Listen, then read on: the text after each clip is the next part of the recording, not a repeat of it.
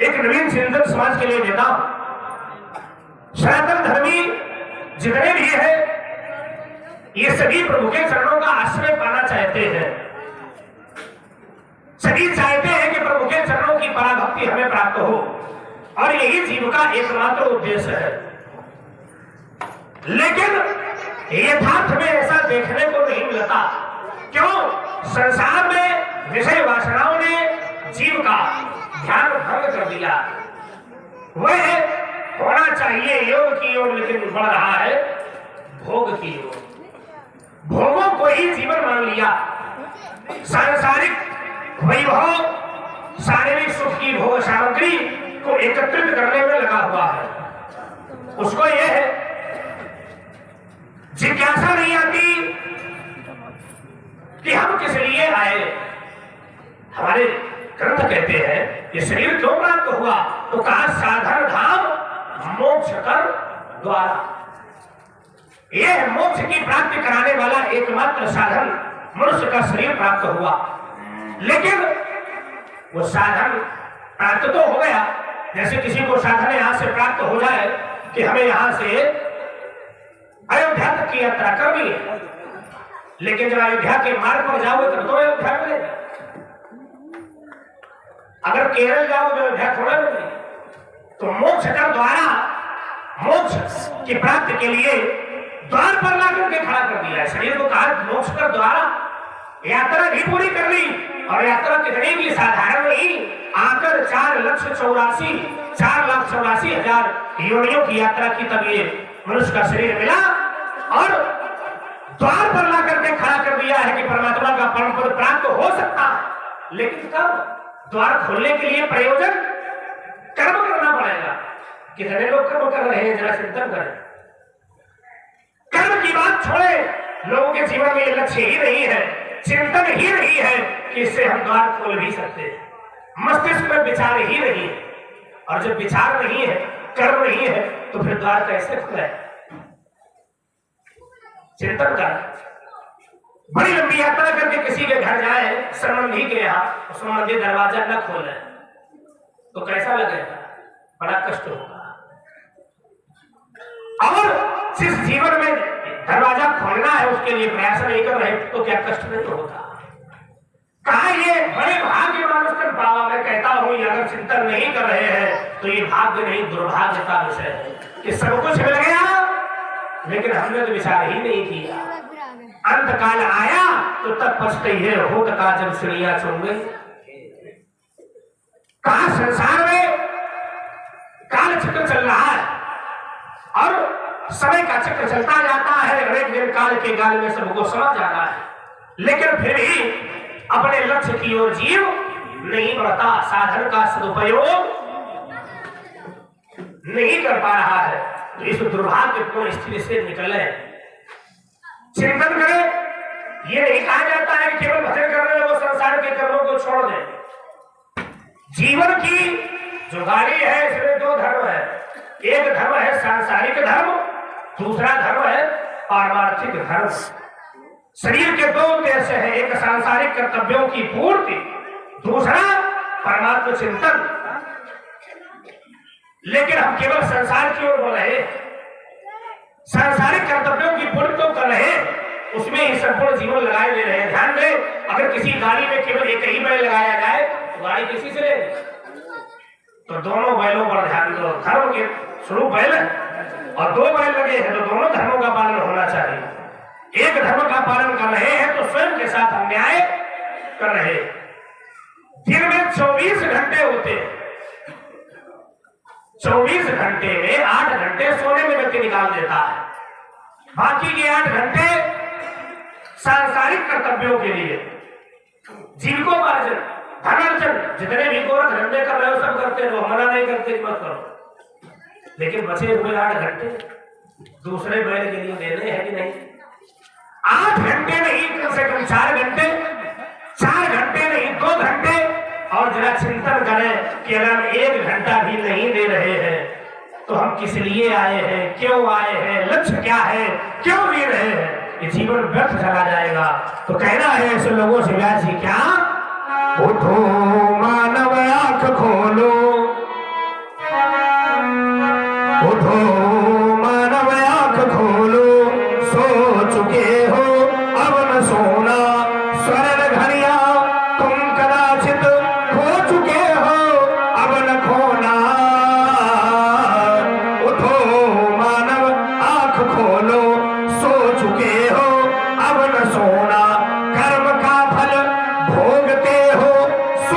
अशुभ जो कुछ किया है, बीज अनुचित कर्म का यदि बो चुके हो, अब न भोना उठो मानव, आंख खोलो सो चुके हो, अब न सोना।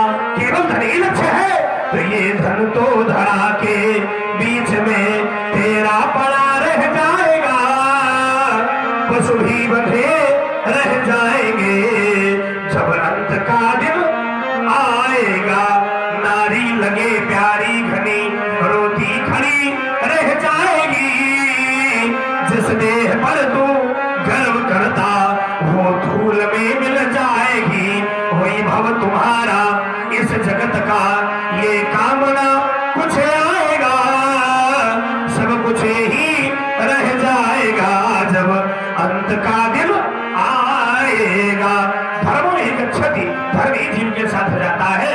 तो चाहता हो सिरध्वजनक, तुम्हारी तो नगरी धर्म की है, तो धर्म का और करो प्रचार प्रसार, आध्यात्म की दिव्य ज्योति प्रज्वलित करो, जन जन में मानस, जन जन में राम सबके जीवन में हो।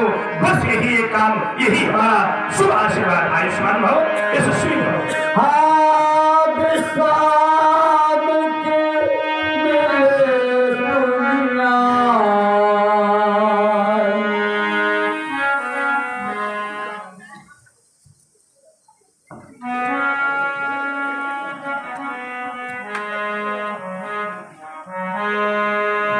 आइए महात्मन,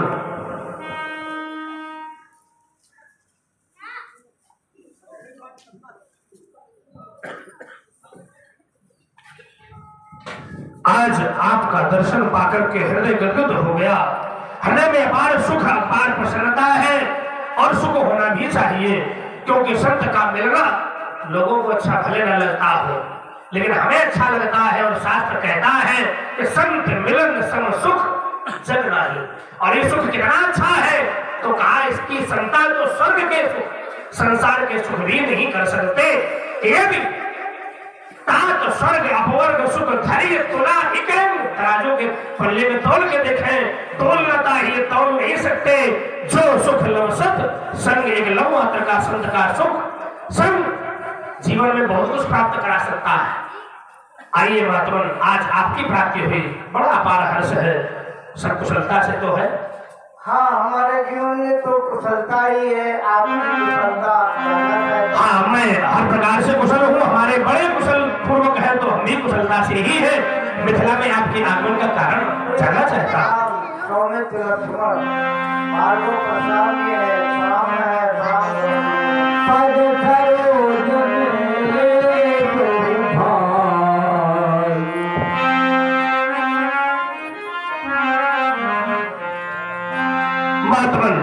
ये कुंवर रावरे कौन, इसका बेस तुम करो, आवाज बढ़ाओ, बहुत समस्या कर रहा है, वो देर चलने नहीं देगा, ऐसा लग रहा है, हमारी आवाज भी खींच रहा है। वो जैसा है वैसे रही। ये कुंवर रावरे कौन, थोड़ा इनको डालो, इसमें आवाज बढ़ाओ।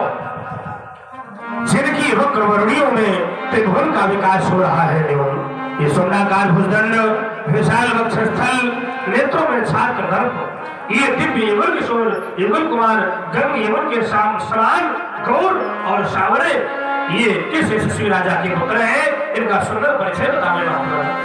ये अयोध्या नरेश दशरथ के दोनों बालक हैं, श्याम वर्ण बालक राम, गौर वर्ण बालक लक्ष्मण। बालकों से प्रणाम कराया है, हमारा शुभ आशीर्वाद है। राजपुत्री मम्माक्यम त्रैलोक्यस्य नाथनः परिसम्मुखम जय प्राप्ति, दीर्घायु राम लक्ष्मणो, आयुष्मान भव, यशस्वी भव। ले जाए बालक।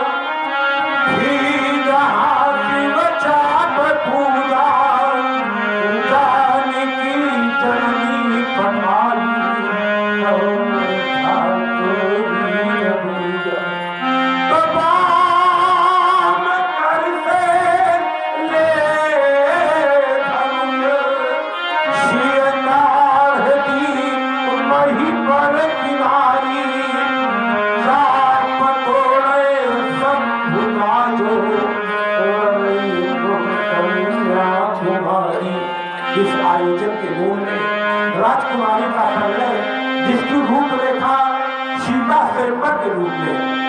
इस आयोजन के रूप में अतीत में धनुष यज्ञ, वर्तमान में धनुष धर्म। क्या कह रहे हो?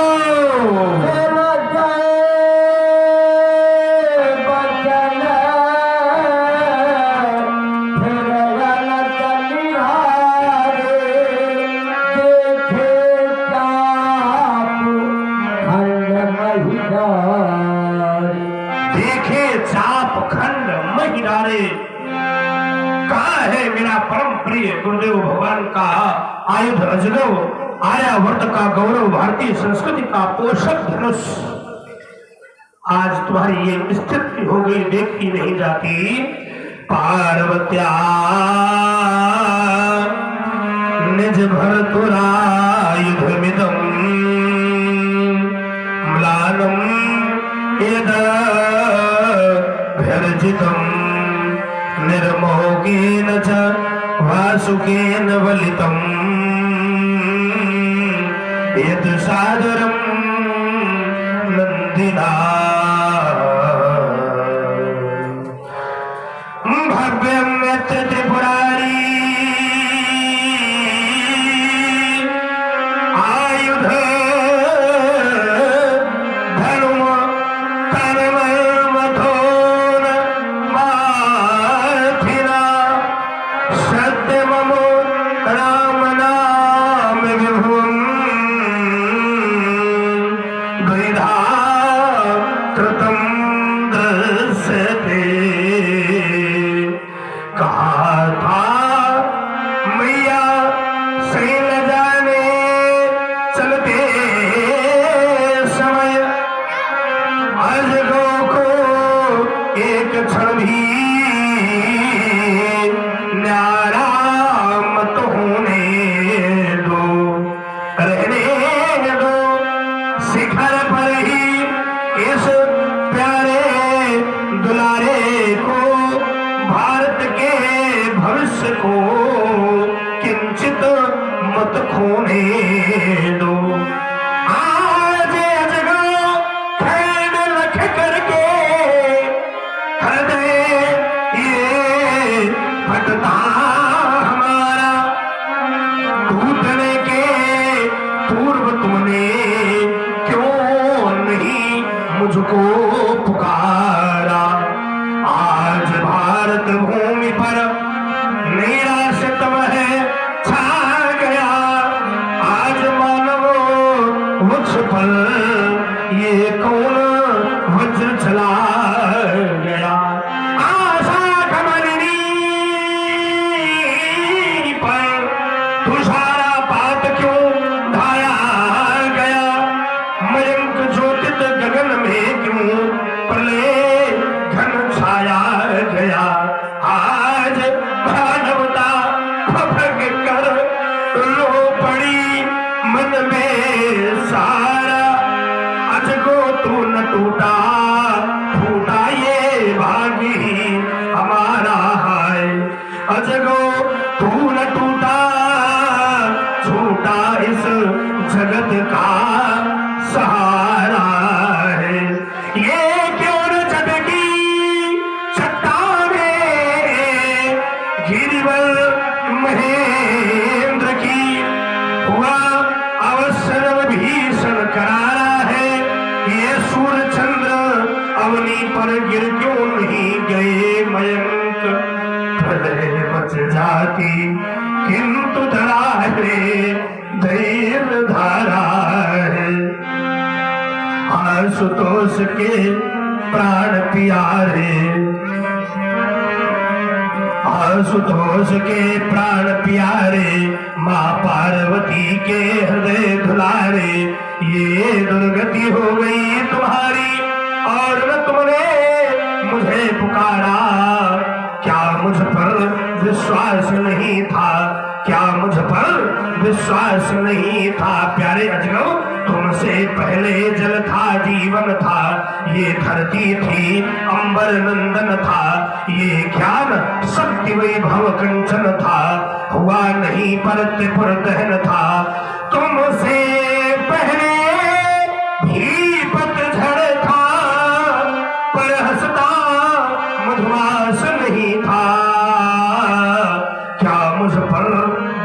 विश्वास नहीं था, क्या मुझ पर विश्वास नहीं था। प्यारे अजनब मित्र गुरुबंधु, तुम्हारे ना रहने की इन आंखों में तिनके साखर के क्या हम कहने ही भर के थे। सेवक मित्र थे घर के, वही तोड़ गया तन तेरा और मैं तेरे पास नहीं था। क्या मुझ पर विश्वास नहीं था, क्या मुझ पर विश्वास नहीं था। लेने को बदला मैं लूंगा, यह शक्ति कोई रोक सकेगी, पर अंतरतम में यह ज्वाला रह रह करके फिर दहकेगी।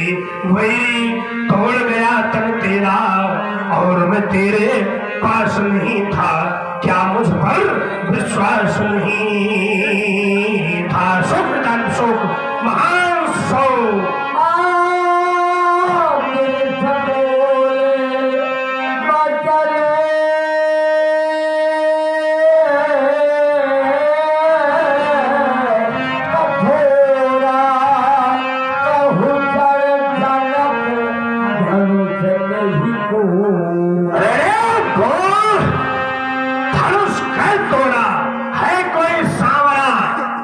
कोई गोरा बता रे बता जनक, धनुष कैद तोड़ा है कोई नर या कोई छोरा।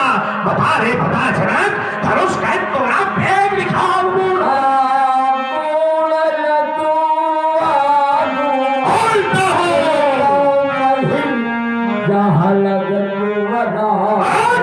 खड़ा हो गया है सिरध्वज, धर्मध्वज और शीघ्र शीघ्र मेरे स्वच्छ प्रस्तुत किया जाए।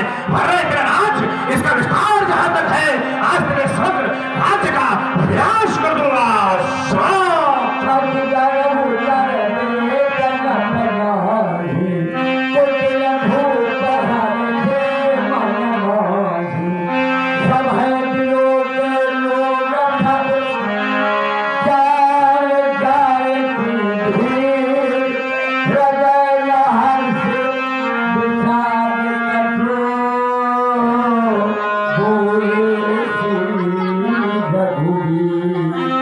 ब्राह्मण देवता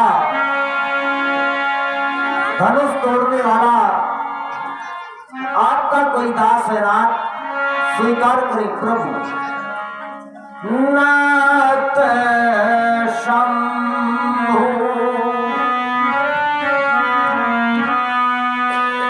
नाथ शंभु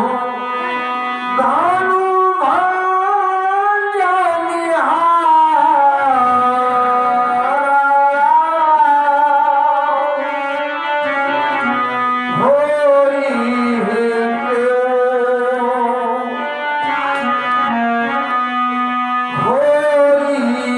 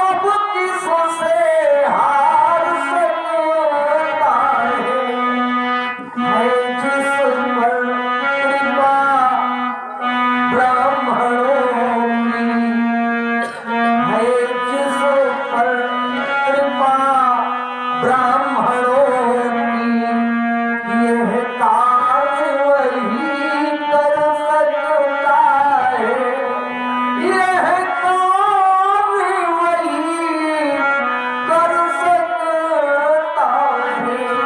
हमारे लिए क्या आदेश है राघव राम, देवता? मेरे द्वारा अनुसंधान चल रहा है धन भंजनहार का। खोज हो रही है धनुष तोड़ने वाले की। राजा जनक से कहा धनुष तोड़ने वाला दिखाया जाए, वेग दिखाओ, शीघ्रता से दिखाया जाए। तो स्थिति बनी अति डर उतर देत नभ नाही। राजा ने भय के कारण कोई भी उत्तर नहीं दिया। प्रत्युत्तर में मेरे समक्ष तुम प्रस्तुत हुए हो राम, कहते हो यही क्यों? कौन है ये क्यों राम? विजयकांत भैया, तुम बड़ी ही रहस्यमयी शैली, भ्रांति युक्त पथ या अनिश्चयवाची व्यक्तित्व का निर्माण क्यों कहकर कहना चाहते हो? कहते हो वो अनिश्चयवाची व्यक्तित्व है कौन? तो कहते हो दास तुम्हारा, वह हमारा दास है। कौन? धनुष तोड़ने वाला? नहीं राम, कहा भी नहीं। दास तो दास रहा, मैं तो सेवक कहलाने का भी अधिकारी नहीं हो सकता, क्योंकि सेवक सो अक्षय की ओर से 25 मुद्राएं भगवान श्री राम जी के चरणों में और 25 मुद्राएं भगवान परशुराम जी के चरणों में समर्पित की गई हैं। बहुत बहुत साधुवाद। सेवक सो जो करे सेवकाई, अरे करनी कर लड़ाई। विचार करने लगा, धनुष तोड़ने वाला दास नहीं शायद सेवक हो सकता है, किंतु जब सेवक के पैमाने पर धनुष तोड़ने वाले के व्यक्तित्व को स्थापित करता हूँ, कसौटी पर कसता हूँ, जांचता हूँ, परखता हूँ कि क्या सेवक हो सकता है, तो पाता क्या हो, सेवक को होना कोई साधारण विषय नहीं है। सबके सेवक धर्म कठोरा, बड़ा कठोर धर्म है। और देखा जाए तो प्रायः लोग कहीं तो बोलते हैं महाराज हम आपके सेवक हैं। प्रभु के दरबार में भी लोगों को देखा, कहते हैं मैं प्रभु का सेवक हूँ, लेकिन सेवा करना जानता कौन है? एक दृष्टांत स्मरण हो आया। एक बार भगवान शंकर के शिवालय में ध्यान मग्न बैठा था, देखा कि एक भक्त आया, भोले बाबा को जल चढ़ाया, नैवेद्य का भोग लगाया और नंदी जी के कान में जाकर कुछ कहने लगा। तो हमने उसे बुलाया, हमने कहा यहाँ आइए। हमने ये नंदी ब्रह्मचारी जी महाराज, ये धर्म का उपदेश करने वाले, स्वयं साक्षात धर्म के स्वरूप, सबको भगवान शंकर की पराभक्ति देने वाले हैं, ये सबको भक्ति का मंत्र लेते हैं, तुम कौन सा मंत्र कान में फूंक रहे हो? बोले महाराज मंत्र नहीं फूंक रहे, अपनी कामना कह रहे हैं। लोग बहुत कान में कहने लगे, बड़े बड़े उपाय लोग करने लगे, लेकिन चिंतन देखता हूं ये उपाय, ये कान में कहना, ये कहां तक सार्थक है? जब हृदय में ही काम, क्रोध, मद, लोभ आदि विकार भरे हुए हैं। सेवक की परिभाषा क्या है? सकल प्रकार विकार विहाई, मन क्रम वचन करे सेवकाई। तो पहले विकारों का करे त्याग, तब सेवक बनने के वो योग्य होता है। लेकिन अंदर भरे हुए हैं विकार, तो ये उपाय क्या काम आएंगे? कहा जब विकार कैसे है तो कहा काम, क्रोध, मद, लोभ सब नाथ नरक के अंदर से निकल नहीं रहा है, तो बाहर के उपाय क्या काम आएंगे? चिंतन करने का विषय है। कान में कहा, विचार करने लगा। कान में क्यों कहा? पूछा। बोले महाराज ये शंकर भगवान बड़े साहब है, और बड़े साहब से कोई काम कराना हो तो बोले अधीनस्थ कर्मचारी के पास प्रार्थना पत्र लगाओ, तो बोले फटाफट काम हो जाता है। विचार करने लगा मनुष्य, यद्यपि स्वार्थी तो सही है, स्वार्थ लाभ करे सब प्रीति, लेकिन कितना स्वार्थी।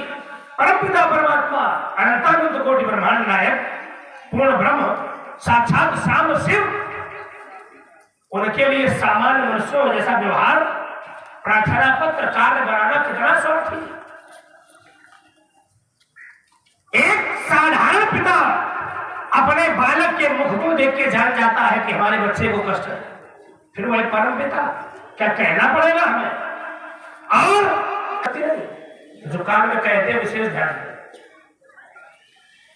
सेवक क्या है, तो सेवक कहता है प्रभु हमें तो कुछ चाहिए ही नहीं। सेवक की परिभाषा हमारे विद्वानों ने की। सेवक कहता है अर्थ धर्म न काम रुचि, गति न चाहो निर्वाण, जन्म जन्म रति राम पद, ये है वरदान ना। प्रभु हमें तो कुछ भी नहीं चाहिए, न तो अर्थ चाहिए, इसलिए कोई उपाय हम नहीं कर रहे हैं, ना सांसारिक धर्मों में हमारी कोई रुचि है, न कोई कामना है, कोई गतिविधि संसार की नहीं चाहता, निर्वाण पद भी नहीं चाहता। मैं तो केवल आपके चरणों में समर्पित होना चाहता, आपके चरणों का प्रेम चाहता हूँ, आपके चरणों की हृदय चाहता हूँ। ये सच्चे सेवक का धर्म है। क्या धनुष तोड़ने वाले ने समर्पण के भाव से धनुष तोड़ा, या फिर कोई कामना या लाभ, तो ध्यान जाता है कीर्ति अति कमनीय, क्या कीर्ति की कामना, या फिर जगत के लाभ का है लाभ न भावा। अगर लाभ को जान करके कीर्ति के लिए, पद के लिए, यश के लिए उसका खंडन किया है, तो ये सेवकाई ही हल्की गली की है। शत्रुता को आमंत्रण दिया है, अब तुम मुझसे लड़ाई करे।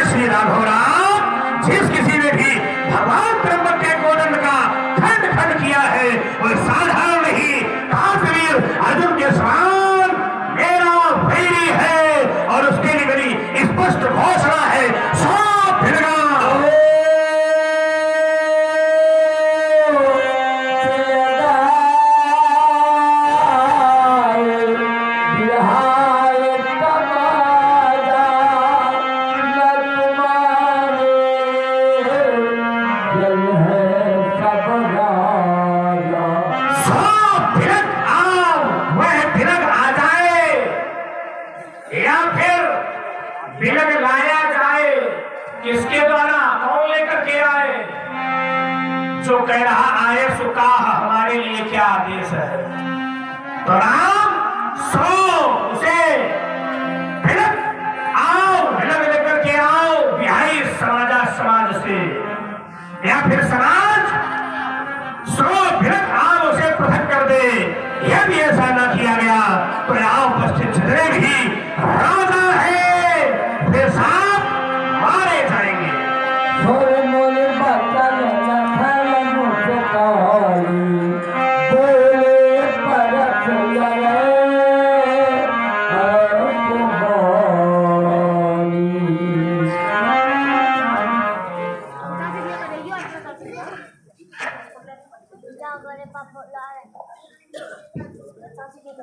धनुष के टूटने पर महात्मा हेलो श्री